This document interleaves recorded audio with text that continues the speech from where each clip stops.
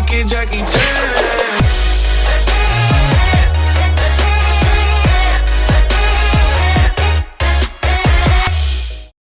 Hello and welcome to the first edition of MBC News for the school year. I'm Douglas Arthur Mensah. And I'm Simone Scott. We are so excited to take a look into some of the stories of the students here at Mason High School. You know, you're right, Simone. I mean, we pass by these kids in the hall every day. We have classes with them. And we have no idea about the great things that they do inside and outside of school. Especially this year when we have so many new clubs. We have a new superintendent, new principal. And speaking of new principal, actually reporter Natalie Sears caught up with Mr. Dodd to see how he's adjusting to this new environment. Let's take a look. The 2018-2019 school year has already been filled with many changes, like Mr. Cooper becoming the new superintendent, the middle school being under construction, and getting a new principal here at MHS. Bobby Dodd, MHS's new principal, has been the talk of the school since the first day. I had the chance to sit down and talk with him about his past experiences as well as his plans for the future. I was at Gahanna Lincoln High School before I came to Mason. It's about 2,600 students at Gahanna. It's right outside the city of Columbus, right by the Columbus airport. And before there, I was at New Lexington High School, small rural community, about 550 students, very small high school. And some of my hobbies, it's going to sound kind of boring, but that includes spending time with my family, reading, try to get outside, do a lot of things. Some of the things I look at are the student success, whether it's academics or whether it's in clubs, organizations, or sports. I also look at the community itself, the great things that are going on in the community. And then the facilities are probably some of the top in the state. And then also just the overall climate, the overall culture of the district and the leadership, especially at the district level. I'm appreciative of those areas, and so I think you look at all those things together, and Mason's a perfect place to be the high school principal. Mason already has a lot to offer according to Mr. Dodd, but this doesn't mean he's not willing to make changes. We would like to increase personalized learning throughout the district, but also at Mason, so more opportunities for kids to learn how they want to learn and on their own. I think some things that we're going to possibly look at down the road is maybe adjusting our schedule here for the students.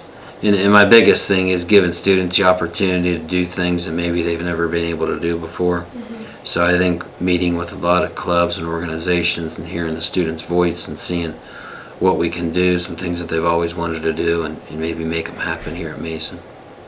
Mr. Dodd's open mind and willingness to new ideas has us all excited for the upcoming changes and plans for years to come. But for now, I'm Natalie Sears, MBC News. This school year will take some adjusting to, especially with all the new changes. For sure, one major change is the location of the highly anticipated homecoming. This year's event will be held at the high school instead of the middle school arena, which will be very interesting to see. Luckily, the homecoming chairs and rest of the planning committee are putting in a lot of hard work and preparation to make sure that this night is one to remember. Reporter Anna Kanazowitz took a look to see what goes into planning this special night. Let's check it out. Some might consider it their favorite week at MHS. Outfit themes, decorated hallways, parades, a pep rally, a tense football game, and voting for court all lead to Saturday night for the biggest event of the year, the homecoming dance. The freshman class may not know exactly what to expect, so while some are concerned with a dress, pictures, or date, only a few understand what really goes into making this night happen. Well, I'm excited for the food, firstly, because I can eat and I like eating. And second, I like the pep rally because I like to play music and I'm in the band, so that will be really fun. I'm pretty much most excited to be with friends because I know we're going in like a group and just like seeing everyone kind of. For homecoming, I'm excited to like see all my friends all dressed up because like I know for school not everyone like dresses to impress and like does their hair every day and their makeup, so like to see everyone and like together and like dressed up and like having like a fun time because like school isn't the funnest place. I think it's just like kind of cool. I'm excited for homecoming because I'm in marching band, so there's a homecoming parade, and I'm also excited to go to a dance because our dances weren't really that big and fun. I'm excited about hanging out with my friends and getting ready for homecoming. I haven't really heard much about homecoming, so I really don't know what to expect. I heard that last year was really crowded, but everybody said it was really fun. They said that even though it was really crowded and everyone was really sweaty, everybody came out having a good time. A rumor I've heard is that it rains sweat because of the vents. For homecoming, I'm probably going to wear I'm feeling that a robe maybe. I want to wear a red dress just because I like the color red. I'm probably going to wear like a white shirt and maybe like a bow tie because I really like bow ties. The class of 2022 aren't the only people excited for this year's HOCO. Senior Taylor Kiss and junior Kevin Tang have been preparing for the massive turnout of students that Mason draws each year for their over-the-top dance affair. We as chairs have to make sure that like everything gets done on time and like how it's supposed to get done, because we've been through the process a couple years already as juniors and seniors, so we're supposed to be able to make sure that everything's happening how it's supposed to happen and on schedule. So you have to make sure everything, we can know like how many chairs, like the setup for the DJ, like how much space, and also there's something with the fire hazard person capacity, so we have to make sure there's enough space where we can have enough people in the dance, because if we make the area too small, we have to cut the number of tickets that we can sell, and that might cut like guest tickets and lower the number of people that can be in the dance. The theme for this year is the night under the city lights, and then colors are like silver, black, white, yellow, gold, all the city colors that you would think of. I would say that the pressure level, it starts out really high, it comes down a bit, then right before homecoming goes right back up. The stress level is definitely way up there, mostly because it's in a different section and a lot of changes are happening in student government that obviously weren't there last year. So it's been a lot harder to also have to transition from the changes in Stuvo and also planning homecoming. Whether it's your first or last, this year's homecoming will have new elements and changes due to the middle school renovations. Passionate planning has taken place in hopes that the night will be a time to remember for everyone. I'm Anna Kanazowitz, MBC News. I'm really excited to see how all of the hard work and preparations turn out. Yeah, it'll be really cool to see how they transform this new location. You know what else is pretty cool? Apparently one of our fellow comments is a pet pig. Are you talking about Bitsy? I am. Maddie Shower's pet pig, his name is Bitsy. Reporter Hobson Lake went to the Shower household to see what life is like with Bitsy. Dogs, cats, hamsters, guinea pigs. These are all pets you might expect to see in a home. However, one suburban family in Mason prefers a pet you don't typically see in a neighborhood. The Showers have a pet that will definitely hog your interest. Madison Shower and her family adopted their pig, Bitsy, 6 months ago. She is the third pet in the Shower household and definitely the most unique. So my mom and my family are really into animals, and one day my mom came across a Facebook post that had Bitsy for sale, and we got her, and she's been living with us, and she's great. We love her. People think that I have a lot of land when I say that I have a pig, but they're pretty surprised when I say she lives in our house with us. It's kind of funny. A lot of people think that it's gross that I have a pet pig, and honestly, I thought it was going to be too, but she's really clean. Some people think it's really weird that I have a pet pig, but I love her and my family loves her, so that's all that matters. We all cherish our pets, but for this specific family, that might look a little different than it does in your home. I'm Hafsa Malik, MBC News. You know what's really corny but makes me laugh sometimes? What? A good old-fashioned dad joke. They're almost so bad that they're funny. You know, you're right. I mean, as cringy as they are, I always end up laughing. Well, looks like we're about to hear some of MHS's best. Kelly Banks hits the halls to hear some of the students' favorite dad jokes.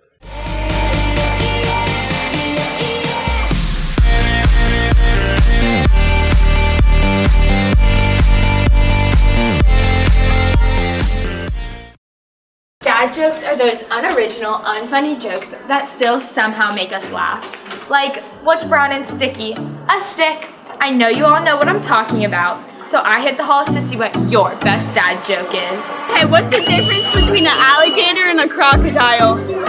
I don't know. You'll see one later and one around. I don't get it, but I've seen it on Twitter. What do you call a man with a rubber toe? Roberto. What did the ocean say to the other ocean? Nothing. They just waved. My father's name is Gary, and I'm Garrison, so I'm Gary's son. What do you call a bagel that can fly? A plain bagel. I don't know about you. I'd love to live in Switzerland. The flag is a big plus. Want to hear a joke about construction? I'm still working on it. Which is farthest, first base to second or second to third? Second to third, because there's a short stop. What concert only costs 45 cents? 50 Cent featuring Nickelback. Why do cows not have feet? Because they lack toes. What do you call an elephant that doesn't matter? Irrelevant. Why did the coffee cup file a police report? It got mugged. Oh, dads, aren't they just great?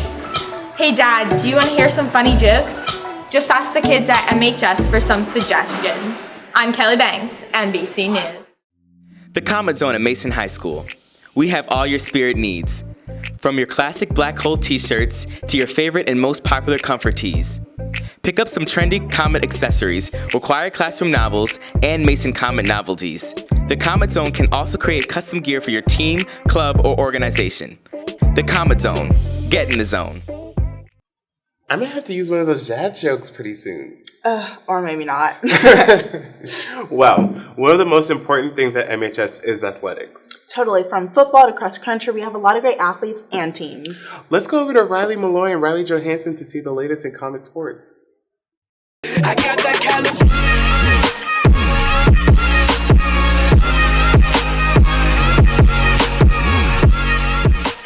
What's up, Comic Country? And welcome to the first edition of MBC Sports. Riley and I are super excited to bring you all the latest and greatest in fall sports.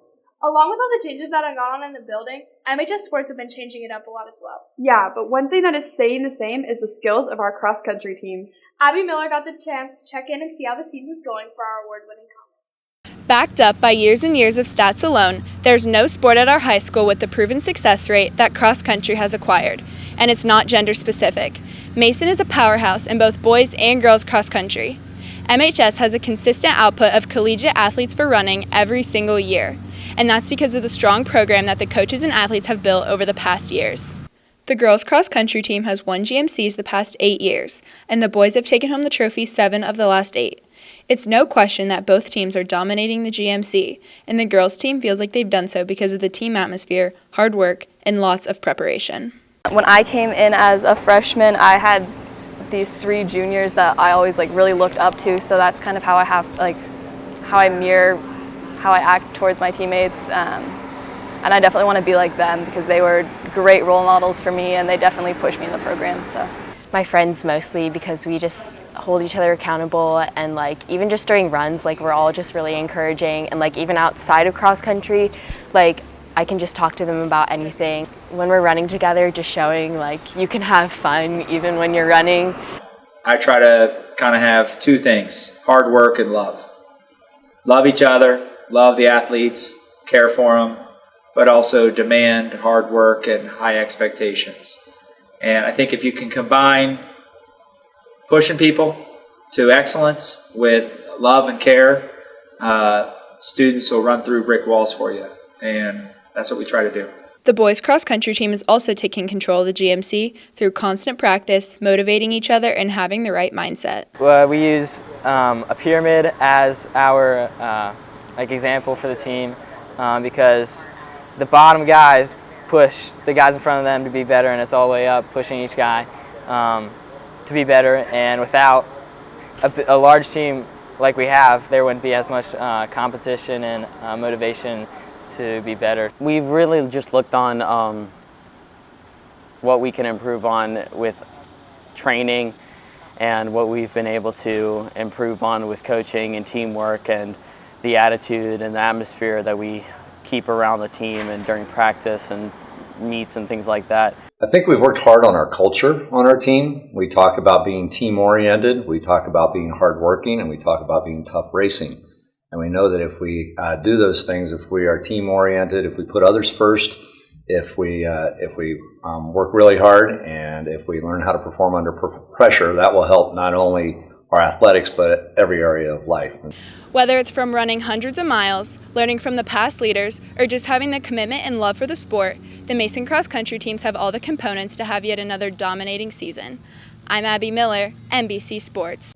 Wow, cross country has been totally dominating, and there's no sign of it stopping. Yeah, cross country has been working hard this season to keep their legacy alive, but Mason Boys Varsity Soccer is working hard to build a new one. New head coach Mike Combs is stepping up to the challenge of leading a team that hasn't changed leadership in 10 years. Lana Sacker had the chance to talk to the man at the helm of Mason Soccer. Let's check it out. With lots of changes to the school year, this past year, the Mason men's soccer program welcomed their new head coach, Mike Combs.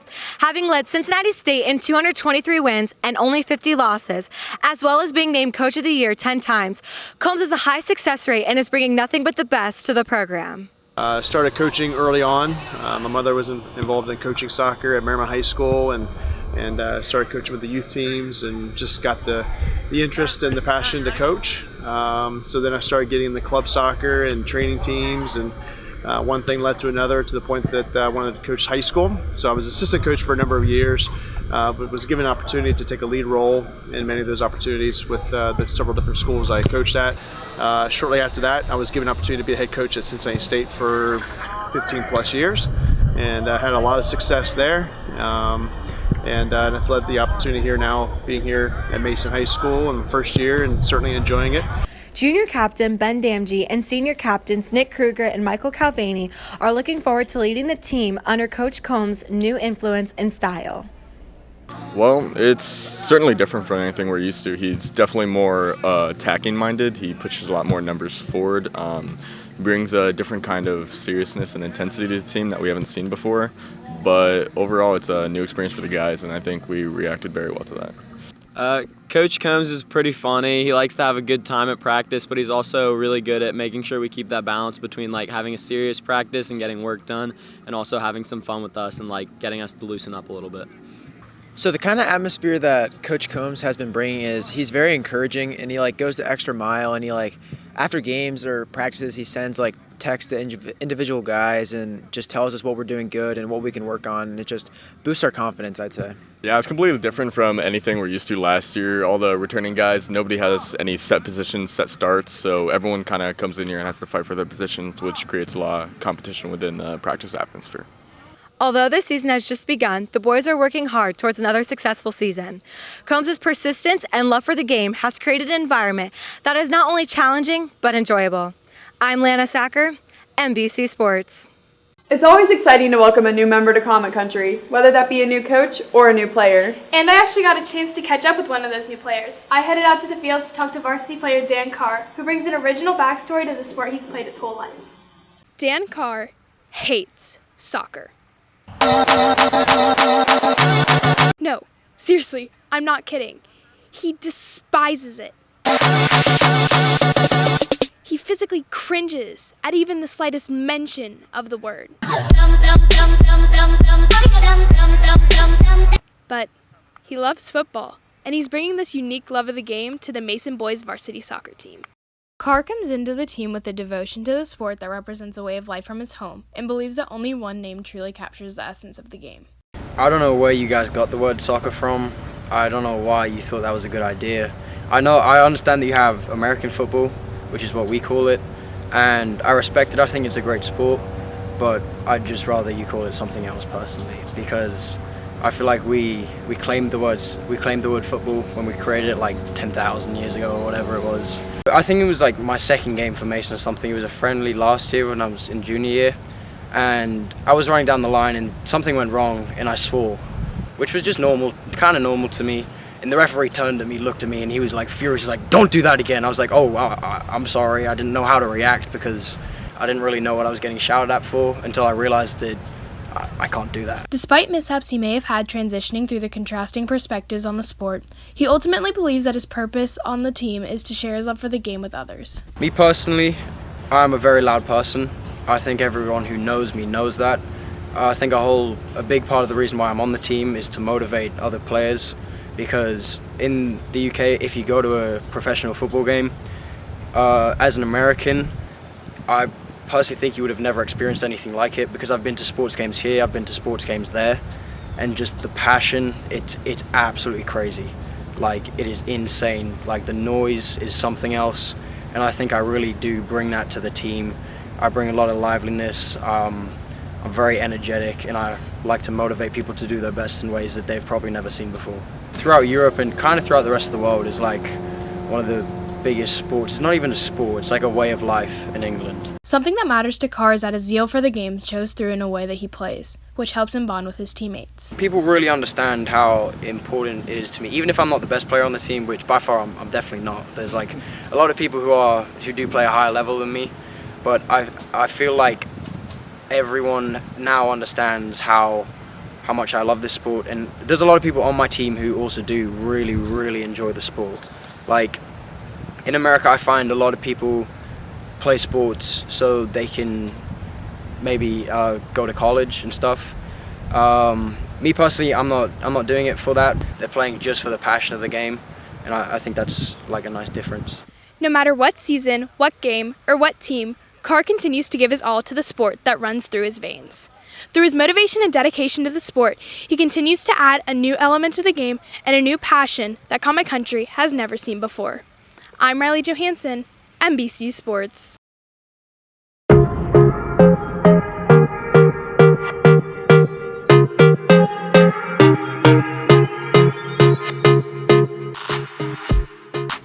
Hello and welcome to the first edition of Game Swap. Today I'm here with senior cheerleader Claire Simmons and senior football player Nick Niehoff. For the past 4 years, they have been the highlight here at Atrium Stadium every night. But today we're putting their Friday night's knowledge to the test. Both Claire and Nick are going to do demonstrations of one another's sport to the best of their ability. And just how well do they really know about one another's sports? Here we go.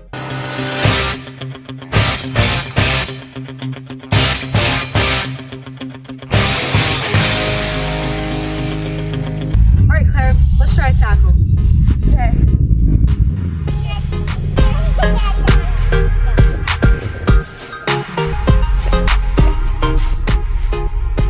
So to top it off, Claire's gonna kick to see if she can get an extra point.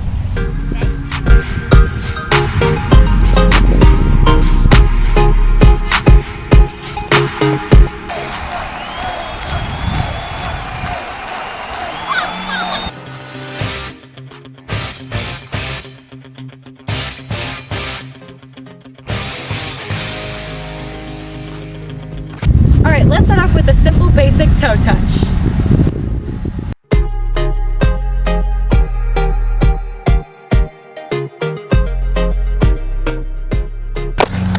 Oh, wow! I did gymnastics. All right, now we're gonna take things to the next level. Nick is gonna give us his best pike.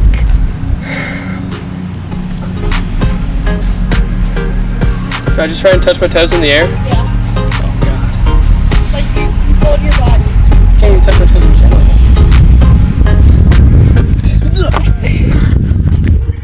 Better than I could ever do.